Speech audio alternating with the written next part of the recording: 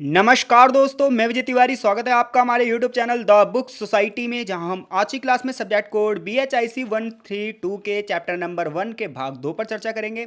इससे पहले इस चैप्टर की एक वीडियो ऑलरेडी चैनल पर अपलोड है, जहां हमने यह चर्चा करी थी कि जिस समय गुप्त वंश का उदय हो रहा था भारत में, उस समय भारत की राजनीतिक स्थिति कैसे थी। पश्चिम मध्य भारत हो, चाहे उत्तर भारत हो, चाहे दक्कन का और दक्षिण भारत हो, वहाँ पर कौन कौन सी शक्तियाँ शासन कर रही थीं। इसके साथ साथ हमने यह भी पढ़ लिया था कि गुप्त वंश के प्रारंभिक इतिहास के बारे में इतिहासकारों के क्या मतभेद हैं। आज की क्लास में जो हम पढ़ने जा रहे हैं वो प्रश्न ये बनेगा कि गुप्त काल के सुदृढ़ीकरण में या फिर गुप्त काल को ऊंचाइयों तक पहुंचाने में किन किन राजाओं का जो है योगदान रहा है। खासतौर पर हम समुद्रगुप्त के बारे में पढ़ेंगे। इसके साथ साथ चंद्रगुप्त द्वितीय, कुमारगुप्त प्रथम और स्कंदगुप्त के कार्यों का वर्णन यहाँ पर किया जाएगा। और साथ साथ अंत में यह भी पढ़ा जाएगा कि आखिर वो कौन से कारण थे जिसकी वजह से गुप्त वंश का पतन हो गया। तो चलो शुरू करते हैं और सबसे पहले ये जानते हैं कि गुप्त वंश के बारे में हमें किन स्रोतों से पता चलता है। तो देखो भाई, जब आप गुप्त काल के बारे में अध्ययन करोगे तो आपको सबसे पहले प्रशस्तियां मिलेंगी। प्रशस्तियां क्या होती हैं? प्रशस्तियां वो लेख होती हैं जो राजा की प्रशंसा में लिखे जाते हैं।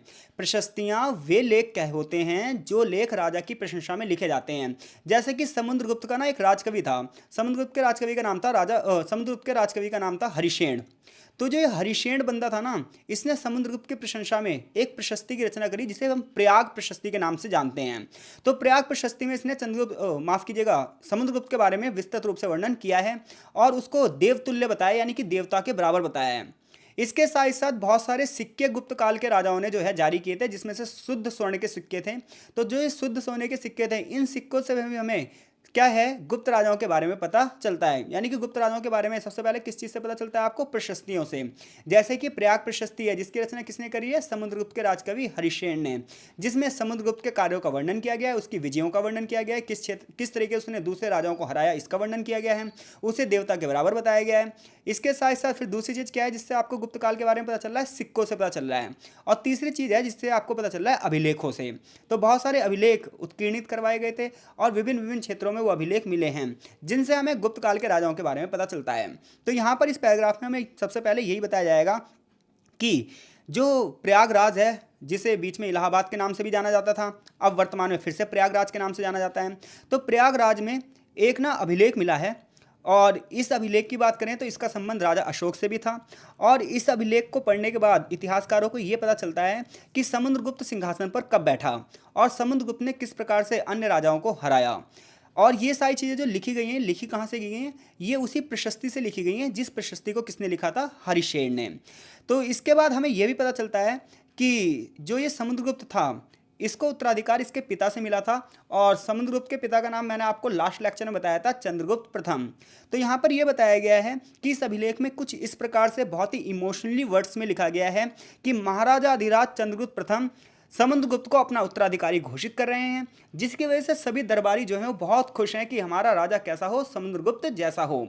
लेकिन कुछ लोग ऐसे हैं राज दरबार में जो समुद्रगुप्त के खिलाफ हैं और वो षड्यंत्र रच रहे हैं। उन्हें जेलस फील हो रहा है, वो ईर्ष्या में आ गए हैं। देखो भाई, हमेशा ऐसा होगा जब किसी एक को पावर मिलेगी तो उसके समर्थक खुश होंगे और जो आलोचक होंगे वो दुखी होंगे। ऐसे में आलोचक षड्यंत्र की रचना करेंगे और बिल्कुल ऐसा ही यहाँ पर हुआ, जिसकी वजह से ना उत्तराधिकार को लेकर एक संघर्ष हुआ। यानी कि समुद्रगुप्त को डायरेक्ट गद्दी नहीं मिल गई, समुद्रगुप्त को डायरेक्ट राज सिंहासन नहीं मिला, इसके लिए उसे संघर्ष करना पड़ा। और ये संघर्ष पता है किसके बीच में था? ये संघर्ष था समुद्रगुप्त और उसके भाइयों के बीच में। जैसा कि कुछ सिक्के ऐसे मिले हैं जो कक्ष के नाम से हैं। तो ऐसे में इतिहासकार ये कहते हैं कि जो कक्ष है ना, ये राजा बना होगा, क्योंकि समुद्रगुप्त के जो बाकी भाई होंगे उन सब ने मिलकर कक्ष को राजा बना दिया होगा। तो ऐसे में कुछ इतिहासकार ये कहते हैं कि जो ये कक्ष था, इसको मारकर समुद्रगुप्त क्या हुआ? राजा बना। तो कुछ लोग कहते हैं नहीं यार, हो सकता है समुद्रगुप्त का नाम ही ना कक्ष हो। जैसे कि यहाँ पर ना 3 विचारधाराएं बताई गई हैं। पहली विचारधारा ये बताई गई है कि समुद्रगुप्त के भाइयों ने ना उसके खिलाफ विरोध कर दिया होगा और उसके बाद बड़े भाई कक्ष को सिंहासन पर बैठा दिया होगा, लेकिन उत्तराधिकार की लड़ाई हुई होगी और समुद्रगुप्त ने अपने भाई कक्ष को मार दिया होगा। तो कुछ इतिहासकार तो ये कहते हैं। कुछ इतिहासकार ये कहते हैं कि समुद्रगुप्त ने अपने भाई की याद में ये सिक्के जारी किए होंगे जिन सिक्कों के ऊपर उसने कक्ष का नाम लिखवाया होगा। यानी खुदाई में बहुत सारे सिक्के मिले हैं, कुछ सिक्कों पर क्या है? समुद्रगुप्त का नाम मिला है और उसी टाइम का कुछ सिक्के हैं जिसपे कक्ष का नाम मिला है। तो कुछ इतिहासकार कह रहे हैं कि कक्ष जो है उसका बड़ा भाई था जिस समुद्रगुप्त ने मार दिया और उसके बाद सिंहासन हासिल कर लिया। कुछ लोग कहते हैं नहीं यार, समुद्रगुप्त ने अपने भाई की याद में इन सिक्कों को जारी किया है। तीसरे लोग इस टाइप के हैं, तीसरे इतिहासकार इस टाइप के हैं जो ये कहते हैं समुद्रगुप्त का शुरुआती नाम कक्ष था। दक्षिण भारत की जब उसने विजय प्राप्त करी तो उसके बाद उसने अपना नाम क्या रख लिया, समुद्रगुप्त रख लिया, यानी कि इसका ओरिजिनल नाम कक्ष था। समुद्रगुप्त की इसने उपाधि ग्रहण कर ली। अब देखो भाई, इतना ज़्यादा कॉम्प्लिकेटेड इतिहास है ये कि इतिहासकारों की भी अलग अलग राय है। तो हमें ये पॉइंट टू पॉइंट चीज़ें ऐसी लिखनी पड़ेगी, जब क्वेश्चन आएगा तो पहले आप बताओगे ऐतिहासिक स्रोत, जिसमें आप प्रशस्तियों के बारे में बताओगे, अभिलेखों के बारे में बताओगे, सिक्कों के बारे में बताओगे, फिर ये बताओगे कि इतिहासकारों के क्या क्या विवाद हैं। खैर कुछ भी हो, ये तो पता चल गया कि समुद्रगुप्त जो था वो राजा तो बन गया है। अब मुद्दा ये उठता है कि समुद्रगुप्त अपने शासन काल में किस प्रकार से गुप्त साम्राज्य की सीमाओं को बढ़ाएगा। तो देखो भाई, कोई भी क्षेत्र जब आगे बढ़ सकता है जब उसका शासक बड़ा जबरदस्त तरीका से शासन कर रहा हो। जितना अच्छा तरीका शासन करने का होगा उतना ही अच्छे से वो क्षेत्र समृद्ध होगा। बिल्कुल यहाँ पर भी यही होगा। जो समुद्रगुप्त है इसका सबसे पहला जो काम होगा वो ये काम होगा कि जितने भी दूसरे राजा हैं उनसे युद्ध लड़ा जाए और विजय पाई जाए और उनको हराकर उनके क्षेत्र को अपने क्षेत्र में शामिल कर लिया जाए और बड़े पैमाने पर टैक्स की वसूली की जाए और अपने क्षेत्र की आमदनी को बढ़ाया जाए ताकि इसका क्षेत्र क्या हो जाए, विकसित हो जाए। और बिल्कुल इसने ऐसे ही किया। तो समुद्रगुप्त की जो नीति थी इसे हम युद्ध और विजय की नीति कहते हैं। और ये सबसे पहले उत्तर भारत में अपना अभियान चलाएगा। उत्तर भारत में ये 2 अभियान चलाएगा और वहाँ के राजाओं के यश को मिटा देगा। फिर ये दक्षिण भारत में भी अपना अभियान चलाएगा। फिर जंगली क्षेत्रों को भी ये जीत लेगा, जिसका वर्णन यहाँ पर बहुत अच्छे से किया गया है। तो चलते हैं किताब से देखते हैं कि क्या क्या चीज़ें ये बताती है। तो गुप्त शक्ति के प्रचार प्रसार में और उसके मजबूतीकरण के लिए समुद्रगुप्त ने विजय की आक्रामक नीति को अपनाया। और इसकी शुरुआत उसने करी कहाँ से? उत्तर भारत से, जिसे हम आर्यव्रत में सैनिक अभियान के नाम से जानते हैं। उसने बहुत ही आक्रामक नीति अपनाई, बहुत बड़ी सेना इकट्ठी करी और बड़े बड़े सैनिक अभियानों का क्या करा, उसने नेतृत्व किया। जैसा कि हमें ये सब चीज़ें प्रयाग प्रशस्ति से मिलती हैं। तो आर्यव्रत में सैनिक अभियान यानी कि उत्तर भारत में वो किस प्रकार से अपने सैनिक अभियान चलाएगा और किन किन राजाओं को हराएगा। तो देखो, कुछ इतिहासकारों का मानना है कि समुद्रगुप्त ने आर्यव्रत पर यानी कि उत्तर भारत में सिर्फ एक ही बार आक्रमण किया था। लेकिन कुछ कहते हैं ऐसा नहीं है, इसने ना 2 बार आक्रमण किए थे। जैसे कि जब इसने पहली बार आक्रमण किया तो 3 राजाओं को हराया और उसके बाद फिर वो दक्षिण भारत चला गया। फिर दक्षिण भारत को राजाओं को हराने के बाद उसने फिर से उत्तर भारत पर आक्रमण किया और फिर 9 राजाओं को हराया। यानी कि कुछ इतिहासकार कहते हैं कि समुद्रगुप्त ने आर्यव्रत पर यानी कि आर्यों की धरती जो कि उत्तर भारत की धरती मानी जाती थी, इस पर एक बार आक्रमण किया है और सारे राजाओं को हरा दिया। कुछ इतिहासकार कहते हैं ऐसा नहीं है, इसने ना 2 बार आक्रमण किया था। एक बार इसने क्या करा, आक्रमण करा और 3 राजाओं को हराया और फिर ये दक्षिण भारत चला गया। फिर दक्षिण भारत के राजाओं को हराने के बाद फिर से उत्तर भारत में आया और इसने फिर से 9 राजाओं को हराया और इस प्रकार से इसने आर्यव्रत को पूरी तरीके से क्या कर लिया, कंट्रोल कर लिया। कुछ लोग कहते हैं कि शायद समुद्रगुप्त उत्तराधिकार के संघर्ष में फंसा था इस वजह से। खैर कुछ भी हो, इसने उत्तर भारत को तो जीत ही लिया। आप ऐसे ही बताओगे कि कुछ इतिहासकार कहते हैं कि एक ही बार के आक्रमण में जीत लिया था और कुछ कहते हैं कि 2 बार के आक्रमण में जीत लिया था। लेकिन इन विजयों के विषय में, इन युद्धों के विषय में विस्तृत विवरण उपलब्ध नहीं है। हालांकि कुछ किताबें हैं, जैसे समुद्रगुप्त ने अच्युत नागसेन को हराया, काय कुल्जा को हराया, तो ये कुछ बड़े राजा थे जिनको उसने हराया तो है, लेकिन इसके बारे में कोई विस्तृत विवरण हमें नहीं मिलता है। हालांकि ये जो शासक हैं इन क्षेत्रों पर शासन तो करते थे, फिर भी इतिहासकारों का ये मानना है कि जो ये अच्युत अहिच्छत्र था और जो नागसेन था, ये ग्वालियर क्षेत्र पर कोटा कुल्जा या कोटा पूर्वी पंजाब पर शासन करते थे और इन सबको समुद्रगुप्त ने हरा दिया। तो आर्यव्रत पर जो अभियान था इसका कितनी बार था, 2 बार था, ऐसा कुछ इतिहासकारों का कहना है। और कुछ इतिहासकारों का कहना क्या है कि इसने ये अभियान एक बार चलाया था। कुल मिलाकर इसने अपनी सीमाओं को बढ़ा तो दिया। अब देखो, दक्षिण में जब अभियान की हम बात करेंगे तो 12 शासकों के नाम मिलेंगे हमें प्रयाग प्रशस्ति में। और प्रयाग प्रशस्ति किसने लिखी है, हरिशेन ने लिखी है। तो इसमें उसे पता चलेगा प्रयाग प्रशस्ति को पढ़ने के बाद कि ये कौशल को हराएगा। कौशल के शासक होंगे महेंद्र। फिर ये महाकंतार यानी कि उड़ीसा के पास का एक क्षेत्र है, यहाँ के राजा व्याघ्रराज को हराएगा और यहाँ से व्याघ्रराज की उपाधि भी लेगा। फिर ये कोरता के शासक मंतराज को हराएगा, शिष्टपुर के महेंद्रगिरी को हटाएगा, कोट्टुडरा के स्वामी दत्ता को हराएगा। इसी प्रकार से सरमपल्ला का दमन कर देगा, कांची के विष्णुकोप को हराएगा, अवामुक्ता के नीलराज को हराएगा, वेंगी के हस्तिवर्मन को हराएगा, पालक्का के अग्रसेन को हराएगा, देवराष्ट्र के कुबेर को हराएगा, कुस्तलपुर के धनंजय को ये हराएंगे। तो इस प्रकार से उत्तर भारत और दक्षिण भारत के कुछ प्रमुख अभियानों का यहाँ पर वर्णन किया गया है और ये सब वर्णन प्रयाग प्रशस्ति से हमें पता चलता है। लेकिन प्रयाग प्रशस्ति ये बताती है कि उत्तर भारत के राजाओं को तो उसने पूरी तरीके से अपने अधिग्रहण कर लिया था, लेकिन दक्षिण भारत के राजाओं के प्रति उसने अपनी सहानुभूति दिखाई थी। उसका रीज़न ये था क्योंकि वो इतने बड़े क्षेत्र पर अकेले शासन कैसे करता। तो उसने पता क्या करा, इन राजाओं को हरा तो दिया, लेकिन इनसे ये कहा कि देखो तुम अपने क्षेत्र का शासन तो कर सकते हो, लेकिन तुम्हें मेरे अधीन रहना पड़ेगा, तुम्हें मेरी अधीनता स्वीकार करनी पड़ेगी। और उन राजाओं ने ऐसे ही किया, उन्हें उनके क्षेत्र को जीत कर वापस कर दिया गया, तुम इस क्षेत्र को चलाओ लेकिन मेरे अधीन, मुझे हर साल भेंट नजराने भेंट करते रहना और कर देते रहना। तो समुद्रगुप्त ने आर्यव्रत के राजाओं के मुकाबले जो दक्षिण पथ के राजा हैं उनसे अलग नीति का अनुसरण किया था, यानी कि जिन राजाओं को हराता था उनके लिए अलग अलग प्लानिंग करता था। उत्तर भारत के राजाओं का उसने पूरी तरीके से यश मिट्टी में मिला दिया, जबकि जो दक्षिण भारत के राजे थे उन्हें क्या करा, उन्हें थोड़ा सा स्वाभिमान तरीके से जीने का मौका दिया। तो उत्तर भारत के जब राजाओं की बात करोगे तो उत्तर भारत के कुछ राजाओं के यहाँ पे नाम लिए हैं, जैसे कि रुद्रदेव, मतिला, नागदत्त, चंद्रवर्मा, गणपति नाग, नागसेन, अच्युत नंदी, बलवर्मा और ऐसे अनेक राजा थे जिनको उसने हरा दिया था। हालांकि इन सभी राजाओं की पहचान करना असंभव है, लेकिन इतना तो पक्का है कि ये उत्तर भारत के अलग अलग क्षेत्रों पर शासन कर रहे थे। आगे चलकर उसने वन क्षेत्रों पर क्या करा, राज्य स्थापित करना शुरू करा, क्योंकि वन क्षेत्रों में बहुत सारे नेचुरल रिसोर्सेज थे जिन्हें वो कब्जा करना चाहता था। तो वन क्षेत्र के राज्यों को समुद्रगुप्त ने हराया और उन्हें दास जैसी स्थिति में पहुंचा दिया कि आप आज से मेरे दास हो और हमारे लिए कार्य करोगे। लेकिन जो सीमावर्ती राज्य थे, जो सीमाओं के आसपास थे, जैसे नेपाल हो गया, आसाम हो गया, इसके अलावा मालवा जो कबीले थे, योधे कबीले थे, इन सबको भी उसने क्या करा, हरा दिया और उनके साथ अलग अलग तरीके से व्यवहार किया। जैसा कि यहाँ के राजाओं से उसने कहा कि आप मेरे अधीन हो और मुझे साल भर में भेंट और नजराना देते रहना और मेरी आज्ञाओं का पालन करते रहना। इसके अलावा कुछ शासक ऐसे थे जिसको उसने हराकर उसकी पुत्रियों से विवाह किया और वैवाहिक संबंध स्थापित किए। ये सब चीज़ें हमें प्रयाग प्रशस्ति से पता चलती हैं। तो जब आपसे क्वेश्चन पूछा जाए कि गुप्त साम्राज्य के उत्थान में समुद्रगुप्त का क्या योगदान था, तो आप उसकी विजय की नीति को बताओगे आर्यव्रत में, यानी कि उत्तर भारत में, फिर दक्षिण भारत में, फिर वनीय क्षेत्रों के बारे में बताओगे, फिर तटीय प्रदेशों के बारे में बताओगे, फिर अन्य श्रेणी के राज्यों के बारे में बताओगे, और ये भी बताओगे कि समुद्रगुप्त की जो प्लानिंग थी वो अलग अलग राज्यों के प्रति अलग अलग थी, उसकी नीतियाँ अलग अलग थी, अलग अलग दृष्टिकोण थे। जैसे उत्तर भारत को उसने पूरी तरीके से कंट्रोल कर लिया, लेकिन दक्षिण भारत के जो राजा थे उन्हें अधीनता स्वीकार करने के लिए मजबूर कर दिया, कुछ से वैवाहिक संबंध स्थापित किए और कुछ को दास जैसी स्थिति में लाकर छोड़ दिया। तो गुप्त साम्राज्य के प्रसार के लिए समुद्रगुप्त द्वारा जो प्रयत्न किए गए हैं उनका वर्णन कीजिए, तो आप ये क्वेश्चन कर सकते हो। आगे जो है वो चंद्रगुप्त द्वितीय के बारे में बताया गया है।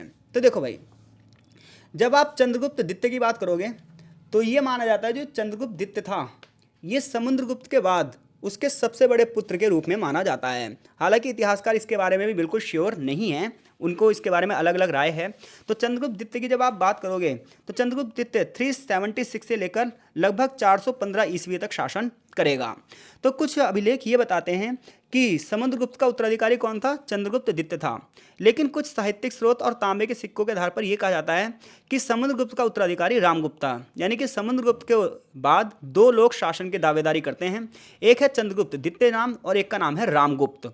अब क्या होगा, इनके बीच में संघर्ष होगा और रामगुप्त की हत्या कर दी जाएगी। लेकिन इसके बारे में एक बहुत ही ज़्यादा इंटरेस्टिंग कहानी है। पता है सीन क्या है, एक किताब है जिसका नाम है देवी चंद्रगुप्तम। जब आप किताब पढ़ोगे ना देवी चंद्रगुप्तम, तो ये किताब विशाखा दत्त ने लिखी है।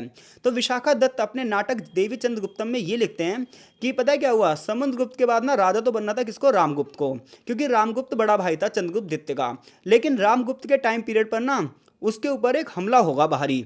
अब जब ये भारी हमला होगा ये शकों का हमला होगा, शकों के हमले में रामगुप्त ना हार जाएगा, और शकों के हमले में जब रामगुप्त हार जाएगा तो शक पता क्या कहेंगे, उससे कहेंगे तुम अपनी पत्नी को मेरे पास भेज दो, और रामगुप्त अपने राज्य को बचाने के लिए अपनी पत्नी को वहां पर भेजने के लिए तैयार हो जाएगा। चंद्रगुप्त द्वितीय इस वजह से गुस्सा हो जाएगा कि उसका बड़ा भाई अपनी पत्नी को वहां पर क्यों भेज रहा है, वो क्यों हमारा नाम जो है वो मिट्टी में मिला रहा है। ऐसे में वो क्या करेगा, वो स्त्री का भेष धारण करके वहां पर जाएगा और शक राजा की हत्या कर देगा। अब शक राजा की हत्या करने के बाद चंद्रगुप्त द्वितीय अपने भाई को मार देगा जिसका नाम क्या था, रामगुप्त, और फिर रामगुप्त की जो पत्नी थी उससे वो क्या कर लेगा, शादी कर लेगा, जिसका नाम क्या था, ध्रुव देवी। तो इस प्रकार से चंद्रगुप्त द्वितीय राजा बन जाएगा। यानी कि चंद्रगुप्त द्वितीय के राजा बनने की कहानी बड़ी जबरदस्ती है कि भाई उसने अपने भाई को मारा और उसकी बीवी से क्या कर ली, शादी कर ली। लेकिन कहीं ना कहीं इतिहासकार कहते हैं उसने सही किया। उसका रीज़न ये था क्योंकि उसका जो भाई जो था वो तो युद्ध में हारने के बाद अपनी पत्नी को वहाँ पर भेजने के लिए तैयार हो गया था। तो कहीं ना कहीं इसने सम्मान की रक्षा करने के लिए ना सिर्फ शकों को हराया बल्कि अपने भाई की भी हत्या करवा दी। लेकिन आगे चलकर उसने क्या करा, उसने आगे चलकर नाग राजकुमारी कुबेर नाग के साथ भी विवाह किया और नागों के साथ वैवाहिक संबंध स्थापित किए। और इसके बाद इसकी एक पुत्री हुई प्रभावती, उसका विवाह इसने वाकाटक वंश के राजा रुद्रसेन से किया। इस प्रकार जो वाकाटक साम्राज्य भारत में शासन कर रहा था उससे उसने मित्रतापूर्ण अपने संबंधों को आगे बढ़ाया। आगे चलकर उसने एक शक राजा था रुद्र सिंह तृतीय, इसको हराया और उसके राज्य को पूरी तरीके से कब्जा कर लिया। पश्चिमी भारत में जो शक शासन कर रहे थे उन्हें पूरी तरीके से मिट्टी में मिला दिया। गुजरात का क्षेत्र हो चाहे कठियावाड़ का क्षेत्र हो, इन सभी को उसने गुप्त साम्राज्य में शामिल कर लिया। सांची के पास उदयगिरी की गुफाओं में जितने भी अभिलेख हैं उसमें हमें चंद्रगुप्त द्वितीय के कार्यों के बारे में पता चलता है। शक राजाओं के प्रदेशों को उसने पूरी तरीके से लगभग जीत लिया था, क्योंकि वहाँ पर जो भी सिक्के थे अब वो सिक्के नहीं मिलते हैं, यानी कि पहले के टाइम पे शक राजाओं ने जो सिक्के जारी किए थे उसके बाद वहाँ पर गुप्त राजाओं के सिक्के जारी होने लगे, जिससे पता चलता है कि सारे के सारे शक राजाओं को चंद्रगुप्त ने क्या करा था, हरा दिया था। इसके साथ साथ चंद्रगुप्त के समय से ही शकों के जो सिक्के थे वो चांदी के सिक्के थे, और आगे चलकर जो चंद्रगुप्त द्वितीय होगा ये इस क्षेत्र को पूरी तरीके से अपने कंट्रोल में कर लेगा। इसके साथ साथ कुछ किताबें हैं जिसमें भी उसका वर्णन किया गया है। दिल्ली के पास जो मेहरौली है, मेहरौली के लौह स्तंभ पे आप देखोगे तो वहाँ पर जो चीज़ें लिखी हैं उसमें भी जो है एक राजा का नाम लिखा है नरेश चंद्र, जिसकी तुलना विद्वान चंद्रगुप्त द्वितीय से करते हैं। जहां यह बताया जाता है कि चंद्रगुप्त द्वितीय ने 7 नदियों के सिंधु क्षेत्रों को पार किया और बाकी सारे क्षेत्रों को उसने क्या कर लिया, जीत लिया। इसी प्रकार से मेहरौली के अभिलेख में वंगा के शत्रुओं पर चंद्रगुप्त की विजय का उल्लेख है। वंगा मतलब जो आज का बंगाल है। तो इस समय की सबसे बड़ी महत्वपूर्ण घटना एक और थी कि एक चीनी यात्री फाहान था जो भारत की यात्रा करने आया था। जब वो भारत की यात्रा करने आया था तो उसने अपने यात्रा वृत्तांत में बहुत सारी चीज़ों को लिखा है जिससे हमें भारत के बारे में पता चलता है। तो वो बताता है कि चंद्रगुप्त द्वितीय ने विद्वानों को संरक्षण दिया था, जिसकी चर्चा अगले चैप्टर में की जाएगी। तो अब तक हमने क्या पढ़ा है, अब तक हमने ये पढ़ा है कि गुप्त वंश के उत्थान में, गुप्त वंश को ऊंचाइयों तक पहुंचाने में समुद्रगुप्त और चंद्रगुप्त द्वितीय का कितना बड़ा योगदान था। अगर चंद्रगुप्त द्वितीय शक शासकों को नहीं मारता, शक राजाओं को नहीं मारता, तो मे भी गुप्त साम्राज्य ना वहीं पर खत्म हो जाता जहां पर समुद्रगुप्त छोड़कर गया था। आगे एक नया राजा आएगा जिसका नाम है कुमारगुप्त प्रथम। तो चंद्रगुप्त द्वितीय का जो उत्तराधिकारी था वो उसका पुत्र था कुमारगुप्त प्रथम, जिसके बारे में हमें उसके अभिलेखों से पता चलता है, उसके सिक्कों से पता चलता है। उसके प्रारंभिक काल का एक अभिलेख है जो कि एटा जिले के बिलसाड़ से मिलता है, जिसमें उसकी तिथि 415 सी दिखाई गई है। यानी कि चंद्रगुप्त द्वितीय जो है वो 415 ईस्वी तक शासन करेगा और उसके बाद उसका जो बेटा है कौन, कुमारगुप्त प्रथम, अब वो शासन करेगा। कुमारगुप्त प्रथम 415 से लेकर 455 ईस्वी यानी कि 455 ईस्वी तक शासन करेगा। इसके बारे में जो उसके अभिलेख हैं, चाहे वो एटा जिले के बिलसाड़ से मिले अभिलेख हों, चाहे फैजाबाद के करमदंद से मिले हुए अभिलेख हों, चाहे मंदसौर से प्राप्त शिलालेख हों, इससे हमें कुमारगुप्त के बारे में जानकारी मिलती है। इसी प्रकार से दामोदरपुर में बहुत सारी ताम्र तश्तरियाँ मिली हैं। तो देखो पहले पता क्या होता था, पहले जब राजा कुछ दान देता था या फिर कोई उपाधि धारण करता था तो उसे तांबे पर ना क्या कर दिया जाता था, उकेर कर लिख दिया जाता था। तो ऐसी बहुत सारे ताम्र तश्तरियाँ मिली हैं जिस पर ये सारी चीज़ें लिखी गई हैं। इसके अलावा कुमारगुप्त की जो अंतिम तिथि है वो उसके सिक्कों से पता चलती है, जो कि 445 और 455 ईस्वी लोग बाग अलग अलग तरीके से लिखते हैं। कुल मिलाकर मुद्दा ये है कि अगर आपसे कोई पूछे कि कुमारगुप्त प्रथम के बारे में आपको कहाँ से चीज़ें पता चलती हैं, तो आप बताओगे मोस्टली चीज़ें आपको अभिलेखों से पता चलती हैं, चाहे वो बिलसाड़ अभिलेख हो, चाहे वो करमदंद अभिलेख हो, चाहे मंदसौर से प्राप्त शिलालेख हो, या ताम्र तश्तरियाँ हो, चाहे सिक्के हों। इसने भी बड़े पैमाने पर बहुत बड़े क्षेत्रों को जीता था। मगध और बंगाल तो इसके पूर्वजों ने ही जीत लिया था। इसके बाद इसने अश्वमेघ यज्ञ का आयोजन करवाया। ऐसा माना जाता है कि इस यज्ञ के माध्यम से एक घोड़ा छोड़ा गया था और अगर जिन जिन राजाओं की सीमा से होकर वो गुजरा वो सारे क्षेत्र इसके अंतर्गत आ गए। जिन्होंने विरोध किया उन्हें मौत के घाट उतार दिया गया।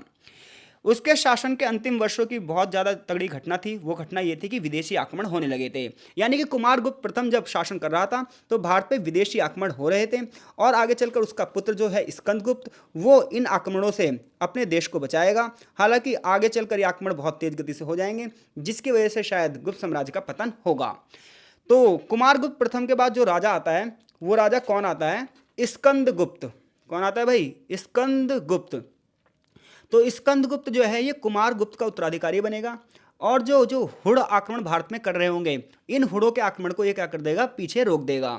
उसके शासन के बारे में हमें जूनागढ़ के अभिलेख से पता चलता है कि जूनागढ़ के अभिलेख से हमें ये चीज़ें पता चलती हैं कि गुप्त वंश का शासन किस प्रकार से स्कंदगुप्त ने ऊंचाइयों तक पहुंचाया।